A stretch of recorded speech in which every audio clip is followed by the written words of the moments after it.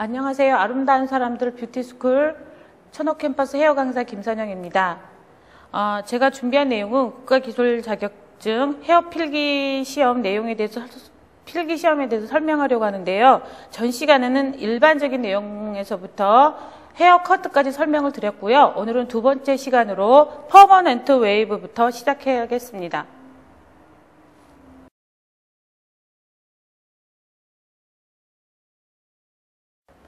오늘은 퍼머넌트 웨이브부터 제가 설명을 드리겠는데요. 여기에서 퍼머넌트 웨이브의 원리에 대해서 제가 설명을 드리겠는데, 퍼머넌트 웨이브 원리는 두 발의 물리적, 화학적 방법을 가하여 두 발의 구조나 형태를 영구적인 웨이브 형태로 변화시키는 것, 모발의 시스템 결합을 펌 용제 일액을 도포함으로써 환원 작용을 하여 시스템 결합을 끊어주는 역할을 하고, 컬링 로드와 와인딩함으로 물리적인 작용을 하고, 펌 용제 제2액은 산화작용을 하여 모발의 시스템 결합을 다시 재결합시켜준다라고 나와 있는데, 여러분들이 이거를 암기를 하려면 어떻게 암기를 하시면 좋냐면, 1액은 친한 친구랑 사이를 떨어뜨린다고 생각을 하시면 좋겠고요.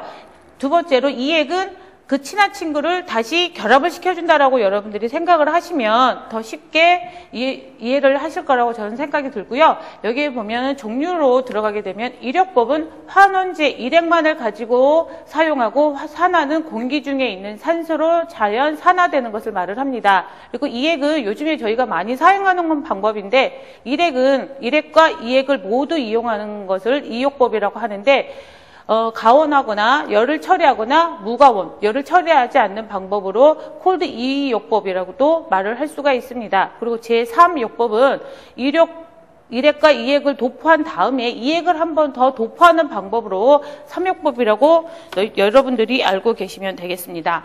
그리고 시술 순서는 어떻게 하게 되냐면, 모발을 먼저 진단을 해야 되겠죠. 어떤 모발인지를 알아야 와인딩 할 때 로트를 굵은 거를 쓸 것인지 조그만 걸 쓸 것인지 여러분들이 알 수가 있기 때문에 먼저 모발을 진단을 해야 되겠죠. 그 다음에 스타일을 선택하고 어떤 스타일로 해서 머리를 만들 것인지, 그 다음에 샴푸, 그 다음에 타월 드라이를 하고 나서 일액을 도포한 다음에 와인딩 하고 나서 열 처리를 할 것인지 열 처리를 안 할 것인지를, 그거는 머리 상태를 보고 알 수가 있겠죠. 그 다음에 테스트 컬, 그리고 나서 어느 정도 시간이 흐른 다음에 내가 원하고자 하는 컬, 고객이 원하고자 하는 컬이 나왔는지를 테스트를 하신 다음에 중간 린스를 하고 이액을 도포한 다음에 로트를 아웃을 시킨 다음에 린스하고 마무리를 하는 단계로 여러분들이 알고 계시면 되겠고, 테스트 컬이란 뭐냐면 시술 중간 테스트한 모발을 미리 정해두고 와인딩을 풀어 외부 형성 정도를 확인하여 정확한 프로세싱 타임을 결정한다. 이거는 무슨 말이냐면, 이액을 바르기 전까지 내가 원하고자 하는 컬이 나왔는지 안 나왔는지를 알기 위해서 테스트 컬을 한다라고 여러분들이 알고 계시면 빠르실 겁니다. 그리고 여기서 프로세싱 타임에 대해서 나와 있는데, 여기에서 나와 있듯이 와인딩 후 이액을 도포하기 직전까지 방치 시간을 프로세싱 타임이라고 할 수 있는데, 언더와 오버 프로세싱 타임이 나와지는데요. 언더 같은 게 뭐냐면 방치 시간을 너무 짧게 두었다라고 하는 경우를 말을 하고, 외부 형성이 어렵다, 느슨하고 탄력이 없어진다라는 걸 알아두시면 되고, 오버 프로세싱 뭐냐면 방치 시간을 너무 많이 두었다라고 여러분들이 알고 계시면 빠를 겁니다. 그리고 외부가 꼬불거리거나 수분이 많이 손실되어 모발이 갈라지거나 부서지는 경우가 나타나는 경우가 있습니다. 그리고 다음으로는 모발에 따른 시술 방법인데요. 다공성모와 건성모, 저항성모, 버진 헤어로 나눠질 수가 있습니다. 다공성모는 뭐냐면 흔히 말하는 손상모라고 이야기를 할 수 있겠죠. 잦은 시술로 인해 수분이 손실된 상태, 프로세싱 타임과 용액의 강도를 잘 조절하여 한다라고 하고, 이렇게 손상된 모발에는 PPT 용액을 시술 전에 손상 부위에 도포를 하고 나서 시술을 해주는 게 덜 손상이 오겠죠. 그리고 건성모 같은 경우는 건조한 두 발은 트리트먼트, 헤어팩, 영양 공급을 할 수 있게 도포한 다음에 가볍게 마사지한 다음에 열 처리하고 나서 두 발이 흡수된 다음에 모발을 시술을 해주는 게 좋겠죠. 그리고 저항성모나 버진헤어 같은 경우는 뭐냐면, 저항성모 같은 경우는 파마약을 했는데도 잘 컬이 나오지 않는 경우를 말을 하는 거고, 버진 헤어라는 건 뭐냐면 처음 머리 파마를 하는 머리, 처음 자라나는 머리를 말을 하는 거라고 여러분들이 알고 계시면 되겠습니다. 처음 화학적인 시술을 하는 모발이나 지방이 많아 용재에 대한 저항이 강한 모발은 특수 활성제를 시술 전에 도포하거나 일액 도포 후 열 처리한 후에 재도포하여 용액의 흡수를 도와주게끔 해서 하는 방법이 있습니다. 그리고 다음으로는 헤어 파팅으로 넘어가게 되겠는데요. 여기에 보면 첫 번째로 헤어 파트도 보면 여러 가지가 있어요. 이 그림에서 본 것처럼 뭐 센터 파트, 백 센터, 사이드 파트, 뭐 라운드 사이드 파트 여러 가지가 있는데, 저희들이 흔히 쓰이는 센터 파트와 백 센터, 사이드 파트 같은 경우는 여러분들이 많이 접하는 파트라고 할 수 있지만, 나머지 파트 같은 경우는 그냥 생소하게 들리실 거라고 저는 생각하는데, 여러분들이 이런 파트가 있다라는 정도만 여러분들이 알고 넘어가시면 좋겠고요. 센터 파트 같은 경우는 센터 포인트에서 나눠지는 파트로 5대5라고 생각을 하시면 되겠고요. 백센터 파트는 뒷 중심에서 똑바로 나누는 거라고 여러분들이 생각을 하고 계시면 되겠습니다. 그리고 사이드 파트 같은 경우는 예를 들어 뭐 센터 포인트에서 뭐 몇 센치가 옆으로 가서 뭐 몇 센치 정도 움직인 상태인 걸 말을 하는데, 이걸 보고 사이드 파트라고 하는데, 이때 둥근 얼굴 같은 경우는 7대3으로 하시는 게 좋고, 그 다음에 모난 얼굴 같은 경우는 8대2, 그 다음에 긴 얼굴 같은 경우는 6대4로 사이드 파트를 나눠주시면은 효과적으로 사용하실 수 있을 거라고 제 생각에는 생각이 듭니다. 그리고 다음으로는 헤어 컬링으로 들어가겠습니다. 헤어 컬링의 구성 요소를 보게 되면 헤어 세이핑, 텐션, 스텝, 방향, 슬라이싱, 루프 크기, 베이스, 두발의 크기, 취급 방법에 따라 나눠지겠고요. 여기에 보면은 컬 각부의 명칭이라고 할 수 있는데, 베이스, 피벗 포인트, 스텝, 루프, 엔드 오브 컬로 나눠지는데, 여기서 말하는 베이스는 뿌리, 스템은 줄기로 여러분들이 알고 계시면 되겠습니다. 그리고 여기에서 봤을 때 엔드 오브 컬은 컬의 끝이라고 생각을 하시면 될 거라고 제가 보기에는 그렇게 여러분들이 알고 계시면 좋겠고요. 베이스의 종류로 들어가게 되면 스퀘어 베이스와 오블링 베이스, 아크 베이스, 앵글 베이스로 나눠지는데, 여기에서 말하는 스퀘어 베이스 같은 경우는 정방형 베이스를 말을 하는 거고, 오블링 베이스는 장방형 베이스, 아크 베이스는 호형 베이스고, 트라이앵글 베이스 같은 경우는 삼각형 베이스라고 여러분들이 알고 계시면 빨리 암기하시기 쉬울 거라고 생각이 되는군요.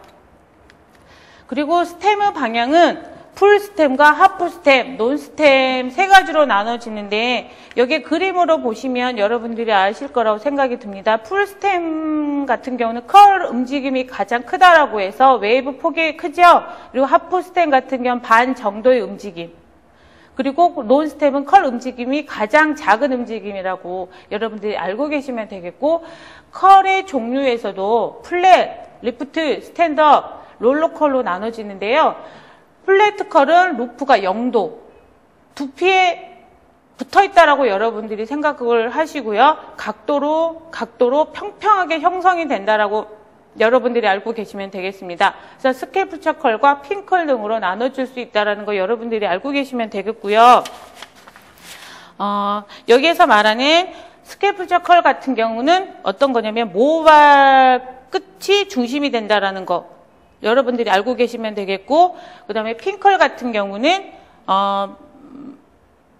줄기 위를 중심으로 하고 두발 끝이 바깥으로 나온다라고 여러분들이 알고 계시면 되겠습니다. 그리고 리프트 컬 같은 경우는 45도 각도로 시계 방향, C컬과 CC컬, 시계 반대 방향으로 여러분들이 암기를 하시면 되겠고요.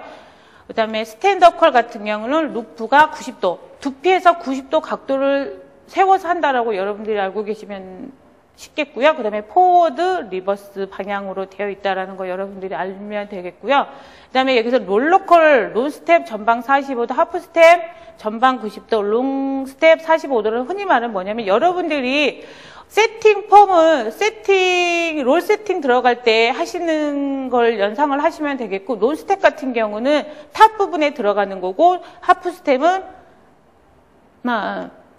논스텝은 앞부분에 들어가는 걸 생각을 하시면 되겠고, 하프스텝은 머리의 중간, 일명 탑 부분이라 하시면 되겠고, 롱스텝 같은 경우는 골덴포에서 백포인트 있는 부분은 후방 45도라고 여러분들이 알고 계시면 쉽게 이해가 가실 거라고 생각합니다.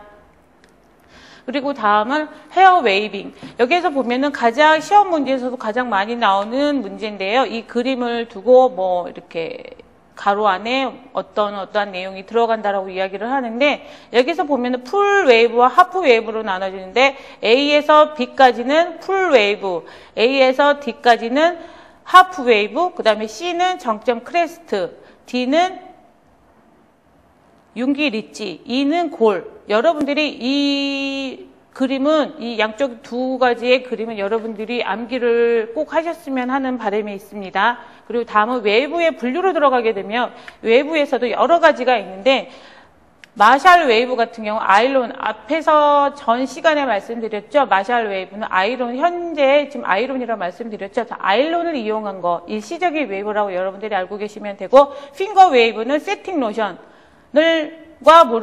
로션과 물을 이용하여 손가락과 빗으로 형성한 웨이브를 말씀드리고, 스키 웨이브 같은 경우는 핑거 웨이브하고 핑컬이 한 단 교체로 이루어지는 걸 스키 웨이브라고 할 수 있습니다. 그리고 쉐드 웨이브와 와이드,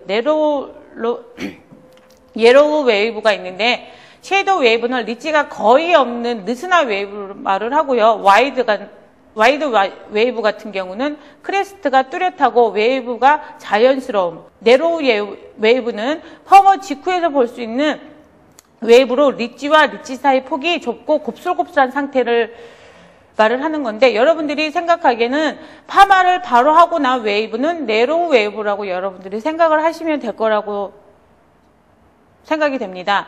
그리고 호리존털 웨이브, 버티컬 웨이브, 다이애거널 웨이브는 이건 어떤 걸 말을 하냐면, 호리존털 같은 경우는 수평, 가로로 웨이브를 만드는 것이고, 버티컬 같은 경우는 수직으로 웨이브를 만드는 것이고, 다이애거널 웨이브는 사선, 으로 리치를 세운다라는 걸 여러분들이 알고 계시면 되겠고, 덜 웨이브하고 하이, 로우, 올 웨이브, 스윙, 수월 웨이브 등이 있는데, 덜 웨이브는 리치가 뚜렷하지 않고 느슨한 웨이브를 말을 하고, 하이 웨이브는 리치가 높은 웨이브, 로우 웨이브는 리치가 낮은 웨이브, 올 웨이브는 두부 전체에 웨이브를 낸 것을 말을 하며, 스윙 웨이브는 큰 움직임을 낸 것이고, 수월 웨이브는 물결이 소용돌이를 일으키듯 한 모양을 나타낸 웨이브를 여기서 말씀을 드리고 있습니다. 그리고 다음은 두피와 모발 관리로 넘어가겠는데요. 다른 두피와 모발 관리에 대한 내용도 여러 가지가 있지만, 가장 시험 문제에 가장 많이 나오는 이 트리트먼트 타입과 적용되는 두발에 대한 것만 간단하게 제가 여러분들한테 설명을 드리고자 합니다. 플레인 스캘프 트리트먼트는 정상 두피에 사용되는 거고요. 텐드 러브 스캘프 트리트먼트는 비듬이 있는 두피를 말을 하는 거고, 드라이 스캘프 트리트먼트는 건조한 모발이기 때문에 건성 두피라고 할 수 있고, 오일리 스캘프 트리트먼트는 지성 피부라고 두피라고 할 수 있습니다. 그래서 간단하게 여기서는 두피와 모발 관리에 대해서는 간단하게 제가 요약해서 설명을 드렸고요. 다음에는 헤어 컬러링으로 넘어가겠습니다. 헤어 컬러링에서 보면 염색의 원리는 연모제와 산화제를 사용하여 모발을 염색한 것으로, 연모제 염료는 파라페닐렌린아민으로 발색되며, 암모니아는 멜라닌 색소를 제거시켜주며, 산화제는 과산화수소를 주로 사용한다라고 여러분들이 알고 계시면 되겠고요. 염색하기 전에 테스트를 하는데, 이거는 꼭 패치 테스트라고 여러분들이 꼭 알아두셔야 할 내용입니다. 그래서 패치 테스트는 어떤 거냐면, 알레르기성이 있는지, 그 사람이 피부염이 있는지, 특이한 체질인지를 검사하기 위한 시술 방법으로 연모제를 귀 뒤나 팔 안쪽에 연모제를 소량 묻혀 48시간 후 반응을 지켜보는 것을 패치 테스트라고 할 수 있습니다. 그 다음에 스트랜드 테스트는 연모제의 색상 선정이 올바른지 작용시간과 손상 변색을 체크하기 위한 방법이라고 할 수 있습니다. 그리고 다음은 다이 터치업이라고 할 수 있는, 다이 터치업은요, 염색하고 난 후 새로 자라난 신성 모발을 다이 터치업이라고 하는데 리터치라고도 표현할 수 있습니다. 그리고 헤어 브릿지는 멜라닌 색소를 제거시켜 두발의 색을 엷게 하는 방법으로 우리들이 흔히 알고 있는 탈색이라고 여러분들이 암기하시면 가장 빠를 거라고 생각이 됩니다. 그리고 이제 메이크업으로 들어가겠는데요. 요즘에 문제가 출제되는 게 거의 뭐 미용 이론이나 다른 뭐 소독하기나 공중버거, 위생법규에서 많이 나오고 이런 뭐 메이크업이나 뭐 네일 아트에 대해서는 간단하게 몇 문제 나오기 때문에 이거를 뭐 여러 가지로 하기보다는 간단하게 제가 요약을 해서 가지고 왔기 때문에 여러분들이 꼭 외워야 암기를 하셔야 되는 부분만 제가 설명을 드리려고 하니까요. 여러분들이 이것만 꼭 암기해 주셨으면 좋겠습니다. 그래서 메이크업의 종류로 보게 되면 메이크업의 종류에는 내추럴 메이크업하고 특수 메이크업, TPO에 따른 메이크업이 있는데 내추럴 메이크업은 흔히 데이 메이크업이라고도 하는데 간단한 외출, 평상시에 우리들이 하는 메이크업을 보고 내추럴 메이크업을 하고요. 특수 메이크업은 신부 메이크업, 패션 메이크업, 보디 메이크업이 특수 메이크업에 들어간다라고 여러분들이 알고 계시면 되겠습니다. 그리고 TPO에 따른 메이크업은 시간, 장소, 목적에 따라 적절하게 메이크업을 해야 되는데 때와 장소 상관하지 않고 메이크업을 한다라든지 하면 안 되겠죠. 그렇기 때문에 TOP에 따른 메이크업이 여기에서는 중요하다고 할 수 있겠죠. 그 다음에 파운데이션도 보면은 리퀴드, 크림, 스틱, 케이크 타입으로 나눠지는데 리퀴드 파운데이션 같은 경우는 커버력은 약하지만 자연스럽게 표현하는 거고요. 흔히 우리들이 쓰는 파운데이션이 리퀴드 파운데이션이라고 여러분들이 알고 계시면 되겠습니다. 그리고 크림 파운데이션은 커버력이 뛰어나고 유분이 많아 건성 피부에 적합하다라는 거 여러분들이 알아두시면 되겠고 스틱 파운데이션은 커버력이 뛰어나고 결점을 가질 때 사용한다라는 거. 그 다음에 케이크 타입은 손쉽게 할 수 있으며 커버력이 어느 정도 있고 지속력이 뛰어나고 지성 피부에 적합하다라는 거 여러분들이 알아두시고 어떤 피부에는 어떤 파운데이션을 써주는 거에 대해서 여러분들이 한 번쯤은 다시 암기하셨으면 좋겠습니다. 그래서 여기 피부 타입에 어떤 파운데이션이 맞는지를 여러분들이 알아두셨으면 좋겠고요. 이게 여기에는 나와 있지는 않지만은 얼굴형에 따른 화장법에 대해서 잠깐만 말씀드리겠는데 얼굴형에서도 뭐 달걀형, 원형, 장방형, 사각형, 삼각형, 역삼각형, 마름모형이 있는데 달걀형 같은 경우는 우리들이 흔히 계란형으로 알고 있으면서 가장 이상적인 얼굴형으로 알고 있는데 그 달걀형 같은 경우는 얼굴 윤곽을 그대로 살려주시면 되겠고요. 원형 같은 경우는 뺨 부분을 진하게, 이마 부분은 얇게, 눈썹은 약간 치켜 올라간 듯하게 그려주시면 되겠고 장방형은 이마의 상부와 턱 하부를 진하게 한 다음에 눈썹은 수평에 가깝도록 처지지 않게 하시면 되겠고요.